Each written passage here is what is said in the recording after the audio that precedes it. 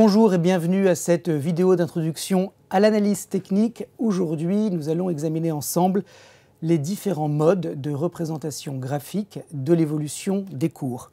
Alors, il y a plusieurs façons de représenter cette évolution. Aujourd'hui, je vais vous en présenter que trois, les principales. La première, c'est la plus simple, c'est la représentation graphique par les cours de clôture. C'est une ligne toute simple qui va relier donc les différents cours de clôture mis bout à bout les uns derrière les autres. Et vous avez donc l'évolution du cours du DAX ici à l'écran au cours de l'année 2019. Le deuxième mode de représentation va utiliser plus de données. Là, on va prendre le plus haut de la séance, le plus bas et le cours de clôture. Ce sont les graphiques en barres. Et vous le voyez, nous avons une représentation très différente avec ces petites barres qui se suivent les unes les autres. Le troisième mode de représentation, c'est avec les chandeliers japonais. Là, vous voyez que la représentation est très différente puisque vous avez des bougies qui ont des couleurs différentes, rouge et verte. Rouge quand le cours de clôture est sous le cours d'ouverture et verte quand le cours de clôture est au-dessus du cours d'ouverture. Alors les analystes techniques préfèrent, selon les cas, utiliser les cours de clôture uniquement ou les bougies, sachant que chaque représentation présente des avantages et des inconvénients. Par exemple, quand nous nous mettons en cours de clôture, certains jugent qu'il est plus facile d'identifier la formation de figures techniques. Ici, par exemple, vous avez une petite tête-épaule inversée qui vient achever la baisse précédente et qui, pour certains, est plus facile à identifier sur un cours de clôture que vous le voyez sur un graphique en bougie ou un graphique en bar charts. De la même manière, vous avez ici une variation de tête-épaule qui montre une séquence de distribution qui est plus facile pour certains à identifier que lorsque l'on utilise des bar charts ou des bougies. Malgré tout, les lignes de clôture ont un inconvénient, elles ne mettent pas en avant les gaps, c'est-à-dire ces trous de cotation qui apparaissent parfois sur vos graphiques. Or, les gaps sont des événements de marché qui sont importants. Regardez ici, par exemple, en zoomant, vous avez une île de renversement, c'est-à-dire que les cours ont gapé à l'entrée dans la hausse et à la sortie dans la baisse. Cette île de renversement est une figure d'analyse technique bien connue de retournement baissier, en l'occurrence quand elle vient achever un rallye.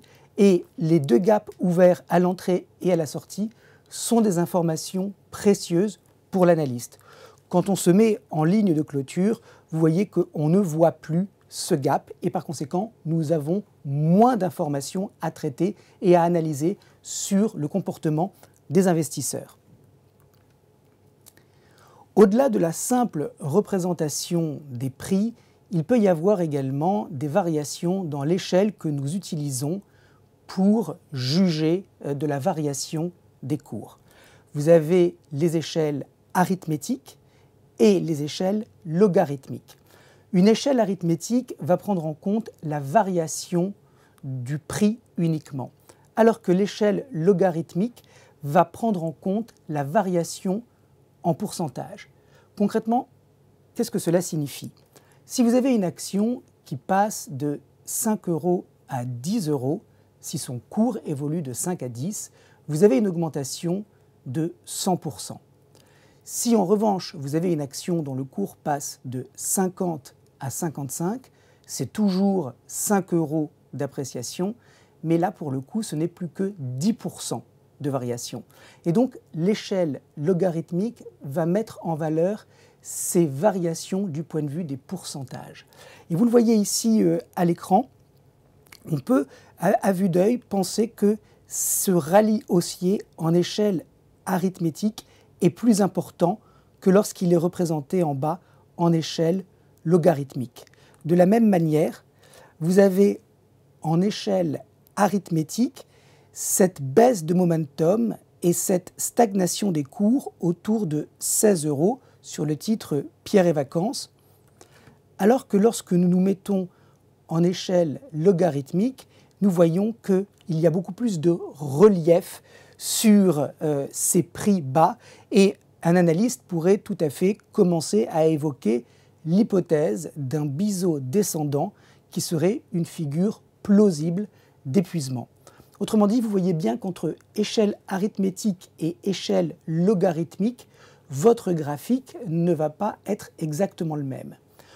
On estime en général qu'il est préférable d'utiliser des échelles logarithmiques lorsque nous examinons l'évolution du cours sur une très longue période. Regardez par exemple ce graphe de Apple. En haut, vous avez une échelle logarithmique et vous voyez qu'il est possible de traiter cette ascension avec une ligne de tendance qui va arbitrer à chaque fois les différents creux. En revanche, quand nous mettons Apple en échelle arithmétique, il est impossible de tracer une ligne de tendance. Vous voyez donc bien qu'il y a une très nette différence entre les deux types d'échelles et que lorsque nous sommes sur des horizons de temps longs, il est préférable de se mettre en log. Un autre exemple vient avec le S&P. Depuis 2009, l'indice élargi américain est dans une tendance qui est haussière avec un premier point de contact, un deuxième point de contact et un troisième point de contact. C'est une échelle logarithmique qui prend en compte, vous le voyez à droite de l'écran, l'importance des variations en pourcentage. Quand nous mettons la même évolution du S&P en échelle arithmétique, ce qui saute aux yeux, c'est qu'il n'est pas possible de mettre en place une ligne de tendance, puisque vous le voyez, les deux premiers points ici ne sont plus jamais touchés. De la même manière, il y a une variation sur le niveau de support que va donner la ligne de tendance. Quand nous nous mettons en échelle arithmétique, vous voyez que cette ligne de tendance passe par 2500-2600 points. Ça va être un niveau de support suggéré par cette trendline. Quand nous nous mettons en revanche en échelle logarithmique, nous voyons que le support donné par la ligne de tendance passe par 2800. Il y a donc bien un écart de 200 points entre une échelle logarithmique et une échelle arithmétique. Il faut donc bien faire attention lorsque nous examinons nos graphiques en fonction de l'horizon de temps que nous utilisons, d'utiliser sur des horizons de temps courts l'échelle arithmétique et sur l'horizon de temps long l'échelle logarithmique. Voilà, j'espère que cette vidéo vous a intéressé. Je vous remercie à tous de votre attention et je vous dis à bientôt.